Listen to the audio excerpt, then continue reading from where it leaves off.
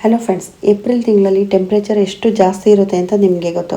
ಈ ಟೈಮಲ್ಲೂ ಕೆಲವರು ಗಿಡಗಳನ್ನ ತುಂಬ ಇಷ್ಟಪಡೋರು ನರ್ಸರಿ ಶಾಪಿಂಗ್ ಮಾಡೇ ಮಾಡ್ತಾರೆ. ಈ ಸಮ್ಮರಲ್ಲಿ ಪ್ಲ್ಯಾಂಟ್ಸ್ನ ಪರ್ಚೇಸ್ ಮಾಡೋರಿಗೆ ನಾನು ಕೆಲವು ಟಿಪ್ಸ್ನ ಹೇಳ್ತೀನಿ. ಆ ಟಿಪ್ಸ್ ನಿಮಗೆ ಹೆಲ್ಪ್ ಆಗ್ಬೋದು ಅಂತ ಅಂದ್ಕೊಂಡಿದ್ದೀನಿ.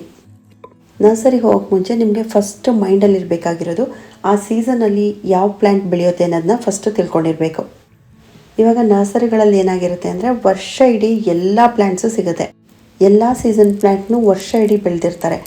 ಆದರೆ ನಾವು ಆ ಗಿಡಗಳನ್ನ ಮನೆಗೆ ತಂದಾಗ ಆ ಗಿಡಗಳು ಹಾಳಾಗುತ್ತೆ ಅಥವಾ ಸತ್ತೋಗುತ್ತೆ. ನರ್ಸರಿಗಳಲ್ಲಿ ಹಾಗಲ್ಲ, ಪ್ರತಿದಿನ ಅದರದ್ದೇ ಕೇರ್ ಮಾಡ್ತಾ ಇರ್ತಾರೆ.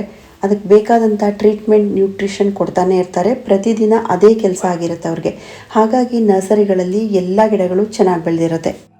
ನೀವು ಯಾವುದೇ ಗಿಡ ತಗೋಬೇಕಾದ್ರೂ ಫಸ್ಟ್ ಅಬ್ಸರ್ವ್ ಮಾಡಬೇಕಾಗಿರೋದು ಯಾವುದು ಅಂತ ಅಂದರೆ, ಆ ಗಿಡದಲ್ಲಿ ಹೊಸ ಚಿಗುರು ಬರ್ತಾ ಇದೆಯಾ ಅಥವಾ ಹೊಸದಾಗಿ ಎಲೆಗಳು ಬರ್ತಾ ಇದೆಯಾ. ಚಿಕ್ಕದಾಗಿ ಸುರುಳಿ ರೀತಿ ಹೊಸ ಎಲೆಗಳು ಬರೋಕ್ಕೆ ಶುರುವಾಗಿರುತ್ತೆ. ಆ ರೀತಿ ಇರೋವಂಥ ಪ್ಲ್ಯಾಂಟ್ನೇ ನೋಡಿ ತಗೋಬೇಕು.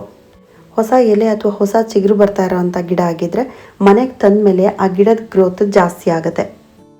ಇವಾಗ ಸಮ್ಮರ್ ಆಗಿರೋದ್ರಿಂದ ಟೆಂಪ್ರೇಚರ್ ತುಂಬ ಜಾಸ್ತಿ ಇರೋದ್ರಿಂದ ಎಲೆಗಳನ್ನ ಫಸ್ಟು ಅಬ್ಸರ್ವ್ ಮಾಡ್ಕೋಬೇಕು. ಇವಾಗಿನ ಸಮ್ಮರ್ ಹೀಟ್ಗೆ ಎಲೆಗಳು ಬಾಡಿದಾಗಿದ್ದರೆ ಅಥವಾ ಬ್ರೌನ್ ಕಲರ್ಗೆ ಟರ್ನ್ ಆಗ್ತಾ ಇದ್ದರೆ, ಸ್ವಲ್ಪ ಒಣಗಿದ ರೀತಿಯಾಗಿದ್ದರೆ ಅಂಥ ಗಿಡಗಳನ್ನ ನಾವು ಮನೆಗೆ ತೊಗೊಂಡು ಬಂದರೆ ಹೀಟನ್ನು ಟಾಲ್ರೇಟ್ ಮಾಡಲ್ಲ. ಅಂಥ ಗಿಡಗಳು ಬದುಕೋದು ಕೂಡ ಇಲ್ಲ. ಹಾಗಾಗಿ ಎಲೆಗಳನ್ನ ಜಾಸ್ತಿ ಅಬ್ಸರ್ವ್ ಮಾಡಿಬಿಟ್ಟು ಗಿಡಗಳನ್ನ ತಗೋಬೇಕು. ಗಾರ್ಡನಿಂಗಲ್ಲಿ ಹೊಸಬ್ರಾಗಿದ್ದರೆ ಏಪ್ರಿಲ್ ಮತ್ತು ಮೇ ತಿಂಗಳಲ್ಲಿ ಪ್ಲ್ಯಾಂಟ್ ಶಾಪಿಂಗ್ನ ಅವಾಯ್ಡ್ ಮಾಡೋದು ಒಳ್ಳೆಯದು. ಯಾಕೆ ಅಂದರೆ ಈ ಟೈಮಲ್ಲಿ ನರ್ಸರಿಯವರು ಕೂಡ ಹೊಸ ಗಿಡಗಳನ್ನ ತರಿಸಿರೋದು ತುಂಬ ಕಡಿಮೆ. ಇರೋ ಗಿಡಗಳನ್ನೇ ಸೇಲ್ ಮಾಡ್ತಾ ಇರ್ತಾರೆ. ಇನ್ನು ಕೆಲವು ಗಿಡಗಳಲ್ಲಿ ಆಗಷ್ಟೇ ಕಟ್ಟಿಂಗ್ ಹಾಕಿರ್ತಾರೆ. ಅದು ಹೊರಗಡೆಯಿಂದ ನೋಡಬೇಕಾದ್ರೆ ನಮ್ಗೆ ಗೊತ್ತಾಗಿರೋದೇ ಇಲ್ಲ. ಆಮೇಲೆ ಮನೆಗೆ ತಂದಮೇಲೆ ಗೊತ್ತಾಗುತ್ತೆ ಅದರಲ್ಲಿ ಇನ್ನೂ ರೂಟ್ಸ್ ಬಂದಿರೋದೇ ಇಲ್ಲ. ಕಟ್ಟಿಂಗ್ ಹಾಕಿರೋ ಗಿಡ ಯಾವುದು ಅಂತಲೂ ಚೆಕ್ ಮಾಡಿಬಿಟ್ಟು ತಗೋಬೇಕು. ಇನ್ನು ಕೆಲವು ಗಿಡಗಳು ಆಗಷ್ಟೇ ರೀಪೋಟಿಂಗ್ ಮಾಡಿರೋ ಗಿಡಗಳಾಗಿರುತ್ತೆ. ಹಾಗಾಗಿ ನಾವು ತಗೋಬೇಕಾದ್ರೆ ಚೆಕ್ ಮಾಡಿಬಿಟ್ಟು ಹೆಲ್ದಿಯಾಗಿರೋ ಪ್ಲ್ಯಾಂಟ್ನೇ ನೋಡಿ ಸೆಲೆಕ್ಟ್ ಮಾಡ್ಕೋಬೇಕು. ಯಾವ ಸೀಸನಲ್ಲಿ ಯಾವ ಗಿಡಗಳನ್ನ ಬೆಳಿಬೇಕು ಅನ್ನೋದನ್ನು ನಾವು ತಿಳ್ಕೊಂಡಿರಬೇಕು. ನರ್ಸರಿಯವ್ರನ್ನ ಕೇಳಿದರೆ ಅವರು ಎಲ್ಲ ಸೀಸನಲ್ಲೂ ಎಲ್ಲ ಗಿಡಗಳನ್ನ ಬೆಳಿಬೋದು ಅಂತ ಹೇಳ್ತಾರೆ. ಸೀಸನಲ್ ಫ್ಲವರ್ಸ್ ಆದ ಪಿಟೂನಿಯಾ, ಡಯಾಂಥಸ್ ಈ ರೀತಿ ಗಿಡಗಳಲ್ಲಿ ನಿಮಗೆ 2-3 ತಿಂಗಳು ಮಾತ್ರ ಹೂ ಬೇಕು ಅಂತ ಇದ್ದರೆ ಆ ಗಿಡಗಳನ್ನ ನರ್ಸರಿಯವರೇ ಪಾಟಲ್ಲಿ ರೆಡಿ ಇಟ್ಟಿರ್ತಾರೆ. ನೀವು ಮನೆಗೆ ತಂದು ಆ ಪೂರ್ತಿ ಹೂ ಅರಳು ಹೋಗೋವರೆಗೆ ವೆಯ್ಟ್ ಮಾಡಬೇಕಷ್ಟೆ. ಆಮೇಲೆ ಆ ಗಿಡ ಹಾಳಾಗುತ್ತೆ. ಆ ರೀತಿ ನೀವು ಸೀಸನಿಗೆ ತಕ್ಕ ಹಾಗೆ ಗಿಡಗಳನ್ನ ಚೇಂಜ್ ಮಾಡ್ತಾ ಇದ್ದರೆ, ಹೊಸದಾಗಿ ತರ್ತಾ ಇದ್ದರೆ ಆವಾಗ ನೀವು ಆ ಗಿಡಗಳನ್ನ ಪರ್ಚೇಸ್ ಮಾಡ್ಬೋದು. ನಿಮಗೆ ಪರ್ಮನೆಂಟಾಗಿ ಹೂ ಬಿಡೋ ಅಂಥ ಗಿಡಗಳು ಬೇಕು ಅಂದರೆ ಸೀಸನಿಗೆ ತಕ್ಕ ಹಾಗೆ ನೀವು ಪ್ಲ್ಯಾಂಟ್ಸ್ನ ಪರ್ಚೇಸ್ ಮಾಡಬೇಕಾಗತ್ತೆ. ಯಾವಾಗಲೂ ದಪ್ಪ ಸ್ಟೆಮ್ ಇರೋಂಥದ್ದನ್ನು ನೋಡಿ ತಗೋಬೇಕು. ಅದಾದರೆ ತುಂಬ ದಿನ ಆಗಿರುತ್ತೆ ಆ ಗಿಡನ ನೆಟ್ಟು ಅಥವಾ ಕಟ್ಟಿಂಗ್ನ ನೆಟ್ಟು. ಹಾಗಾಗಿ ದಪ್ಪ ಸ್ಟೆಮ್ನ ನೋಡಿ ತಗೋಬೇಕು. ಕೆಲವು ಪಾಟ್ಸಲ್ಲಿ ರೂಟ್ಸ್ ಪಾಟಿಂದ ಹೊರಗಡೆ ಬಂದಿರುತ್ತೆ. ಅಂಥ ಗಿಡಗಳನ್ನ ತಗೋಬಾರ್ದು. ರೂಟ್ ಬೌಂಡ್ ಆಗಿರುತ್ತೆ. ಒಂದೊಂದ್ಸಲ ನಾವು ಗೊತ್ತಿಲ್ಲದೇ ತೊಗೊಂಡು ಬರ್ತೀವಿ. ಅಥವಾ ಬೇರೆ ಗಿಡಗಳಿಗಿಂತ ಈ ಗಿಡ ಬುಷಿ ಆಗಿರುತ್ತೆ, ಗಿಡ ಹೆಲ್ತಿ ಆಗಿರುತ್ತೆ ಅಂತ ತೊಗೊಂಡು ಬರ್ತೀವಿ. ಆ ಗಿಡಗಳನ್ನ ನಾವು ರೀಪೋಟಿಂಗ್ ಮಾಡಬೇಕಾದ್ರೆ ಫೋರ್ಸ್ ಮಾಡಿ ಬಿಡಿಸ್ಬಾರ್ದು. ಆ ಇಡೀ ಪಾಟನ್ನೇ ನೀರಲ್ಲಿ ನೆನೆಸಿಟ್ಬಿಟ್ಟು ನಿಧಾನವಾಗಿ ಪಾಟಿಂದ ಗಿಡನ ಬಿಡಿಸ್ಬಿಟ್ಟು ಆಮೇಲೆ ರಿಪೋಟಿಂಗ್ ಮಾಡ್ಕೋಬೇಕು. ಗಿಡಗಳನ್ನ ಸೆಲೆಕ್ಟ್ ಮಾಡಬೇಕಾದ್ರೆ ತುಂಬ ಚಿಕ್ಕ ಗಿಡ ಅಥವಾ ಪಾಲಿಥೀನ್ ಕವರಲ್ಲಿರೋದು ಸ್ವಲ್ಪ ರೇಟ್ ಕಡಿಮೆ ಇರುತ್ತೆ. 50 ರೂಪಾಯಿ ಜಾಸ್ತಿ ಆದರೂ ಪರವಾಗಿಲ್ಲ. 6 ಇಂಚಿಗಿಂತ ದೊಡ್ಡ ಪಾಟಲ್ಲಿರೋವಂಥದ್ದು ಸ್ವಲ್ಪ ದೊಡ್ಡ ಗಿಡನೇ ತಗೊಳ್ಳಿ. ಚಿಕ್ಕ ಗಿಡಗಳು ಒಂದೊಂದ್ಸಲ ಮನೆಗೆ ತಂದ ಮೇಲೆ ಬದುಕೋದು ತುಂಬ ಕಷ್ಟ. ತುಂಬ ಕಾಮನ್ ಆಗಿರೋ ಪ್ಲ್ಯಾಂಟ್ ಎಲ್ಲ ಸೀಸನಲ್ಲೂ ಬೆಳೆಯುವಂಥ ಪ್ಲ್ಯಾಂಟ್ ಆಗಿದ್ದರೆ ನೀವು ಚಿಕ್ಕ ಗಿಡ ತಗೊಂಡ್ರು ನಡೆಯುತ್ತೆ. ತುಂಬ ಕಾಮನ್ ಆಗಿರೋವಂಥ ಪ್ಲ್ಯಾಂಟ್ ಆದರೆ ನೀವು ಚಿಕ್ಕ ಗಿಡ ತರ್ಬೋದು ಅಥವಾ ಪಾಲಿಥೀನ್ ಕವರಲ್ಲಿರೋದು ಕೂಡ ತರ್ಬೋದು. ತುಂಬ ರೇರ್ ಆಗಿರೋವಂಥ ಪ್ಲ್ಯಾಂಟ್ ಆಗಿದ್ದರೆ ಅಥವಾ ಕಾಸ್ಟ್ಲಿ ಗಿಡ ಆಗಿದ್ದರೆ ನೀವು ತುಂಬ ಚಿಕ್ಕ ಗಿಡ ತಂದರೆ ಬದುಕಿಸ್ಕೊಳ್ಳೋದು ಕಷ್ಟ ಆಗುತ್ತೆ. ಗ್ರಾಫ್ಟಿಂಗ್ ಮಾಡಿರೋ ಗಿಡ ಅಂದರೆ ಕಸಿ ಕಟ್ಟಿರೋ ಗಿಡನ ತಗೋಬೇಕಾದ್ರೆ, ಸ್ಪೆಷಲಿ ದಾಸವಾಳ ಮತ್ತು ರೋಸ್ ಪ್ಲ್ಯಾಂಟ್ನ ತಗೋಬೇಕಾದ್ರೆ ಎಲ್ಲಿ ಕಸಿ ಕಟ್ಟಿರ್ತಾರೆ ಅದ್ರ ಕೆಳಗಡೆ ಹೊಸ ಚಿಗುರು ಬರ್ತಾ ಇದ್ದರೆ ಅದನ್ನು ತಗೊಳ್ಳೇಬಾರ್ದು. ಒಂದೊಂದ್ಸಲ ಮನೆಗೆ ತಂದ ಮೇಲೂ ಅದರಲ್ಲಿ ಹೊಸ ಚಿಗುರು ಬರ್ತಾನೆ ಇರುತ್ತೆ. ಆ ಚಿಗುರನ್ನ ಕಟ್ ಮಾಡಿ ತೆಗಿತಾನೆ ಇರಬೇಕು. ಇದು ಮೇಲ್ಗಡೆ ಇರೋವಂಥ ಹೈಬ್ರಿಡ್ ಗಿಡನ ಬೆಳೆಯೋಕೆ ಬಿಡಲ್ಲ.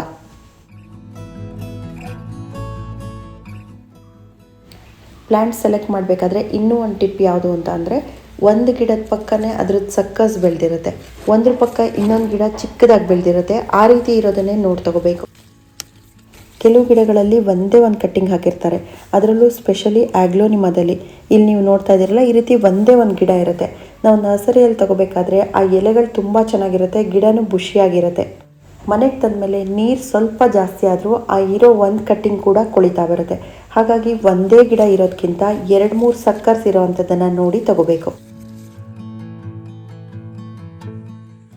ಬಲ್ಬ್ಸಿಂದ ಬೆಳೆಯುವಂಥ ಗಿಡಗಳನ್ನ ತಗೊಳ್ಳೋದಾದರೆ ಗ್ಲಾಡಿಯೋಲಸ್, ಅಮರ್ಲಿಲೀಸ್ ಮತ್ತು ಕೆಲಾಡಿಯಮ್ಸ್ ಈ ರೀತಿ ಗಿಡಗಳನ್ನ ತಗೋಬೇಕಾದ್ರೆ ಅವ್ರು ಹೇಳೋದು ಒಂದು ಕಲರ್ ಆಗಿರುತ್ತೆ, ನಾವು ತಂದಮೇಲೆ ಇನ್ನೊಂದು ಕಲರ್ ಆಗಿರುತ್ತೆ ಅದು. ಅಥವಾ ನಾವು ತೊಗೊಂಡಿರೋ ಅಷ್ಟೂ ಬಲ್ಬ್ಸು ಒಂದೇ ಕಲರ್ ಆಗುತ್ತೆ, ಈ ರೀತಿ ಆಗಿರುತ್ತೆ. ಹಾಗಾಗಿ ನೀವು ಚಿಕ್ಕ ಪ್ಲ್ಯಾಂಟ್ನೇ ತಗೊಳ್ಳೋದು ಒಳ್ಳೆಯದು. ತುಂಬ ಹೀಟ್ ಇದ್ದಾಗ, ಟೆಂಪ್ರೇಚರ್ ತುಂಬ ಜಾಸ್ತಿ ಇದ್ದಾಗಲೂ ನಾವು ಯಾವ್ಯಾವ ತರಕಾರಿ ಗಿಡಗಳನ್ನ ಬೆಳಿಬೋದು ಅಂತ ಅಂದರೆ ಮೆಣಸಿನ್ಕಾಯಿ ಗಿಡ ಬೆಳಿಬೋದು, ಬೆಂಡೆಕಾಯಿ ಬೆಳಿಬೋದು, ಟೊಮ್ಯಾಟೊ ಬೆಳಿಬೋದು, ಬದನೆಕಾಯಿ, ಸೌತೆಕಾಯಿ ಮತ್ತು ಎಲ್ಲ ರೀತಿ ಸೊಪ್ಪುಗಳನ್ನು ಕೂಡ ಬೆಳಿಬಹುದು. ಇವೆಲ್ಲ ತರಕಾರಿ ಗಿಡಗಳು ಎಷ್ಟೇ ಬಿಸಿಲಿದ್ರೂ ಚೆನ್ನಾಗಿ ಬೆಳೆಯುತ್ತೆ. ಆದರೆ ಮಣ್ಣು ಪೂರ್ತಿ ಒಣಗಕ್ಕೆ ಬಿಡಬಾರ್ದು. ನಾವು ಬೆಳಗ್ಗೆ ನೀರು ಹಾಕಿದರೆ ಮಧ್ಯಾಹ್ನದಷ್ಟರೊಳಗೆ ಪೂರ್ತಿ ಮಣ್ಣು ಒಣಗಿರುತ್ತೆ. ಪುನಃ ಸಂಜೆ ಹಾಕಬೇಕು.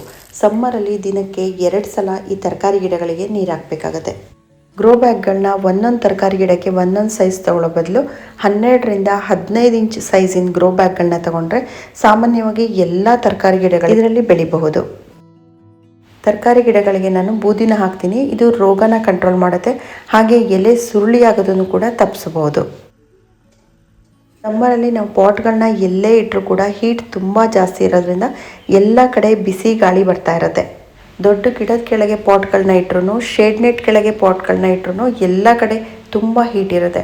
ಹಾಗಾಗಿ ನಾನು ದೊಡ್ಡ ಫಾಲಿಯೇಜಸ್ ಇರೋವಂಥ, ದೊಡ್ಡ ಎಲೆಗಳಿರೋವಂಥ ಗಿಡಗಳಿಗೆ ನೀರನ್ನು ಫಾಲಿಯೇಜಸ್ ಮೇಲೆ ನಾನು ಜಾಸ್ತಿ ಸ್ಪ್ರೇ ಮಾಡ್ತೀನಿ. ಇದರಿಂದ ಗಿಡಗಳಿಗೆ ಹ್ಯೂಮಿಡಿಟಿ ಸಿಗುತ್ತೆ. ಪುದೀನ ಸೊಪ್ಪು ಕೂಡ ಟೆಂಪ್ರೇಚರ್ ತುಂಬ ಜಾಸ್ತಿ ಇದ್ದಾಗ ಚೆನ್ನಾಗಿ ಬೆಳೆಯಲ್ಲ. ಇದಕ್ಕೂ ಕೂಡ ನೆರಳು ಮತ್ತು ಹ್ಯೂಮಿಡಿಟಿ ಎರಡೂ ಬೇಕು. ಪುದೀನ ಗಿಡ ಒಣಗಿ ಕಡ್ಡಿ ರೀತಿಯಾದಾಗ ಅದರಿಂದ ಹೊಸ ಎಲೆಗಳು ಬೆಳೆಯಲ್ಲ. ನೀವು ಅದರಿಂದ ಕಟ್ಟಿಂಗ್ನ ತಗೊಂಡು ನೀವು ಬೇರೆ ಪಾಟಿಗೆ ಹಾಕೋಬೇಕಾಗತ್ತೆ. ಚಿಕ್ಕ ಚಿಕ್ಕ ಕಟ್ಟಿಂಗ್ಗಳನ್ನೇ ತೆಗೆದ್ಬಿಟ್ಟು ನೀವು ಬೇರೆ ಕಡೆಗೆ ಹಾಕೊಂಡ್ರೆ ಆವಾಗ ಅದರಿಂದ ಬೆಳೆಯುವಂಥ ಹೊಸ ಸೊಪ್ಪು ತುಂಬ ಫ್ರೆಶ್ ಆಗಿರುತ್ತೆ. ನೀರಲ್ಲಿ ಬೇರ್ಪಡಿಸೋವಂಥ ಯಾವುದೇ ಕಟ್ಟಿಂಗ್ ಆಗಿರ್ಬೋದು, ಮನಿ ಪ್ಲ್ಯಾಂಟ್ ಆಗಿರ್ಬೋದು, ಕ್ರೋಟಾನ್ಸ್ ಆಗಿರ್ಬೋದು, ಯಾವುದೇ ಕಟ್ಟಿಂಗ್ನ ನೀವು ಈ ಟೈಮಲ್ಲಿ ನೀರಲ್ಲಿ ಇಟ್ಬಿಟ್ಟು ಬೇರ್ಪಡಿಸೋದಕ್ಕೆ ಬೆಸ್ಟ್ ಟೈಮ್. ಇವಾಗ ಸಮ್ಮರಲ್ಲಿ ಪಾಟ್ ಮಿಕ್ಸಿಗೆ ಹಾಕಿದರೆ ಅದು ಚೆನ್ನಾಗಿ ಬೆಳೆಯಲ್ಲ. ನೀರಲ್ಲಿ ಇಟ್ಬಿಟ್ಟು ಬೆಳೆಸಿದ್ರೆ ತುಂಬ ಬೇಗ ಬೇರು ಕೊಡುತ್ತೆ. ಬೋಗನ್ವಿಲ್ಲ ಮತ್ತು ದಾಸವಾಳ ಗಿಡಗಳು ಸಮ್ಮರಲ್ಲಿ ತುಂಬ ಜಾಸ್ತಿ ಹೂ ಬಿಡುತ್ತೆ. ನೀವು ದಾಸವಾಳ ಗಿಡಗಳನ್ನ ಇವಾಗ ತೊಗೊಂಡು ಬಂದರೆ ಮೇ ಎಂಡ್ ತನಕ ವೆಯ್ಟ್ ಮಾಡಬೇಕಾಗುತ್ತೆ. ನೀವು ಯಾವ ಪಾಟಲ್ಲಿ ತೊಗೊಂಡು ಬಂದಿರ್ತೀರ ಅದೇ ಪಾಟಲ್ಲಿ ಇಟ್ಕೋಬೋದು. ಬೋಗನ್ವಿಲ್ಲ ಗಿಡಗಳು ಸಮ್ಮರಲ್ಲೇ ಬೆಳೆಯೋದ್ರಿಂದ ನೀವು ಆ ಗಿಡಗಳನ್ನ ರಿಪೋರ್ಟಿಂಗ್ ಮಾಡ್ಕೋಬೋದು. ಕೆಲಾಂಚೋ ಗಿಡ ಸೀಸನಲ್ ಪ್ಲಾಂಟ್ಸ್. ಇದು ವಿಂಟರ್ ಸೀಸನಲ್ಲಿ ತುಂಬ ಹೂ ಬರುತ್ತೆ. ಇವಾಗ ಇದ್ರ ಸೀಸನ್ ಮುಗಿದಿದೆ. ಹೂವೆಲ್ಲ ಪೂರ್ತಿ ಡ್ರೈ ಆಗಿತ್ತು. ಯಾವ್ಯಾವ ಹೂ ಡ್ರೈ ಆಗಿತ್ತು ಅದನ್ನೆಲ್ಲ ಹಾಗೆ ಕೈಯಲ್ಲಿ ಕಟ್ ಮಾಡಿ ತೆಗೆದಿದ್ದೀನಿ. ಇದೊಂದರಲ್ಲಿ ಮಾತ್ರ ಹೂ ಇದೆ. ಹೂವೆಲ್ಲ ಮುಗ್ದು ಹೋದ್ಮೇಲೆ ಇದನ್ನು ತುಂಬ ಜನ ನೆಕ್ಸ್ಟ್ ಸೀಸನ್ಗೆ ಇವಾಗಲೇ ರಿಪೋರ್ಟಿಂಗ್ ಮಾಡಿಟ್ಕೊಳ್ತಾರೆ. ಇವಾಗಲೂ ಕೂಡ ರಿಪೋರ್ಟಿಂಗ್ ಮಾಡ್ಕೋಬೋದು, ಆದರೆ ನಾನು ಇವಾಗ ರಿಪೋರ್ಟಿಂಗ್ ಮಾಡಲ್ಲ. ಸಮ್ಮರ್ ಮುಗಿದ್ಮೇಲೆ ಮಳೆ ಶುರುವಾಗೋ ಅಷ್ಟರೊಳಗೆ ಈ ಪಾಟ್ಗಳನ್ನೆಲ್ಲ ಎತ್ತಿಟ್ಕೊಳ್ತೀನಿ. ಮಳೆ ನೀರು ಬೀಳದೇ ಇರೋ ಕಡೆ ತೆಗೆದಿಡ್ತೀನಿ. ಮಳೆ ನೀರಿಗೆ ಈ ಗಿಡ ಹಾಳಾಗುತ್ತೆ. ಆಮೇಲೆ ನಾನು ಆಗಸ್ಟ್ ತಿಂಗಳಲ್ಲಿ ನಾನು ಈ ಗಿಡಗಳನ್ನ ರಿಪೋರ್ಟಿಂಗ್ ಮಾಡ್ಕೊಳ್ತೀನಿ. ಆ್ಯಂಥೋರಿಯಮ್ಸ್, ಇಂಡೋ ಪ್ಲ್ಯಾಂಟ್ಸ್ ಮತ್ತು ಯಾವುದೇ ಪರ್ಮನೆಂಟ್ ಪ್ಲ್ಯಾಂಟ್ಗಳನ್ನ ನೀವು ಯಾವ ಸೀಸನಲ್ಲಿ ಬೇಕಾದರೂ ನರ್ಸರಿಯಿಂದ ತರ್ಬೋದು. ಇವಾಗ ಸಮ್ಮರಲ್ಲಿ ನೀವು ಪರ್ಮನೆಂಟ್ ಪ್ಲ್ಯಾಂಟ್ಗಳನ್ನ ನರ್ಸರಿಯಿಂದ ತಂದಿದ್ರೆ ಒಂದು 15 ದಿನನಾದರೂ ಸ್ವಲ್ಪ ನೆರಳಿರೋ ಕಡೆನೇ ತೆಗೆದಿಡಬೇಕು. ಆಮೇಲೆ ಡೈರೆಕ್ಟ್ ಬಿಸಿಲಿಗೆ ತೆಗೆದಿಡಬೇಕು. ಆ್ಯಂಥೋರಿಯಂ ಗಿಡಗಳನ್ನ ನೀವು ಇವಾಗ ನರ್ಸರಿಯಿಂದ ಪರ್ಚೇಸ್ ಮಾಡ್ಕೊಂಡು ಬಂದರೆ ಏಪ್ರಿಲ್ ಮೇ ಪೂರ್ತಿ ನೆರಳಲ್ಲೇ ಇಡಬೇಕಾಗತ್ತೆ. ಸ್ವಲ್ಪ ಕೂಡ ಬಿಸಿಲು ಬೀಳದೇ ಇರೋವಂಥ ಜಾಗದಲ್ಲಿ ಇಡಬೇಕು. ಇಂಡೋರ್ ಪ್ಲ್ಯಾಂಟ್ಸ್ ಕೂಡ ಅಷ್ಟೇ, ಪೂರ್ತಿ ನೆರಳಿರೋ ಕಡೆನೇ ತೆಗೆದಿಡಬೇಕಾಗತ್ತೆ. ಹಾಗಾಗಿ ಈ ತಿಂಗಳಲ್ಲಿ ನೀವು ನರ್ಸರಿ ಶಾಪಿಂಗ್ನ ಮಾಡದೇ ಇರೋದೇ ಒಳ್ಳೆಯದು ಅಂತ ಹೇಳ್ತೀನಿ. ವಾಟರ್ ಲಿಲೀಸ್ ಮತ್ತು ವಾಟರ್ ಲೆಟ್ಯೂಸ್ ಗಿಡಗಳನ್ನ ಬೆಳೆಯೋರಿಗೆ ಸಮ್ಮರ್ ಬೆಸ್ಟ್ ಅಂತ ಹೇಳ್ಬೋದು. ಸಮ್ಮರಲ್ಲಿ ವಾಟರ್ ಲೆಟ್ಯೂಸ್ ಅಂದರೆ ಅಂತರ್ಗಂಗೆ ಗಿಡಗಳಿದೆಯಲ್ಲ, ಈ ಗಿಡಗಳು ಸಮ್ಮರಲ್ಲಿ ತುಂಬ ಚೆನ್ನಾಗಿ ಬೆಳೆಯುತ್ತೆ. ಆದರೆ ಡೈರೆಕ್ಟ್ ಬಿಸಿಲಿಗೆ ಇಡಬಾರ್ದು. ಸ್ವಲ್ಪ ಸೆಮಿ ಶೇಡಲ್ಲಿಟ್ಟರೆ ತುಂಬ ಚೆನ್ನಾಗಿ ಬೆಳೆಯುತ್ತೆ. ವಾಟರ್ ಲಿಲೀಸ್ ತುಂಬ ಹೀಟ್ ಇದ್ದಾಗ ತುಂಬ ಚೆನ್ನಾಗಿ ಹೂ ಬರುತ್ತೆ. ಹಾಗಾಗಿ ವಾಟರ್ ಲಿಲೀಸ್ ಬೆಳೆಯೋ ಇಂಟ್ರೆಸ್ಟ್ ಇರೋರು ಈ ಗಿಡಗಳನ್ನ ಬೆಳಿಬಹುದು. ಸೊ ಫ್ರೆಂಡ್ಸ್, ಏಪ್ರಿಲ್ ತಿಂಗಳಲ್ಲಿ ನೀವು ನರ್ಸರಿ ಶಾಪಿಂಗ್ ಮಾಡೋದಾದರೆ ಯಾವ್ಯಾವ ಗಿಡಗಳನ್ನ ಪರ್ಚೇಸ್ ಮಾಡ್ಬೋದು ಅನ್ನೋದನ್ನು ಈ ವಿಡಿಯೋದಲ್ಲಿ ಹೇಳಿದ್ದೀನಿ. ಪರ್ಮನೆಂಟ್ ಪ್ಲ್ಯಾಂಟ್ಗಳನ್ನ ನೀವು ಯಾವಾಗ ಬೇಕಾದರೂ ಮಾಡ್ಬೋದು. ಇಗ್ಝೋರಾ, ರೋಸ್, ದಾಸವಾಳ, ಬೋಗನ್ವಿಲ್ಲ ಈ ಗಿಡಗಳನ್ನ ನೀವು ಯಾವಾಗ ಬೇಕಾದರೂ ಮಾಡ್ಬೋದು.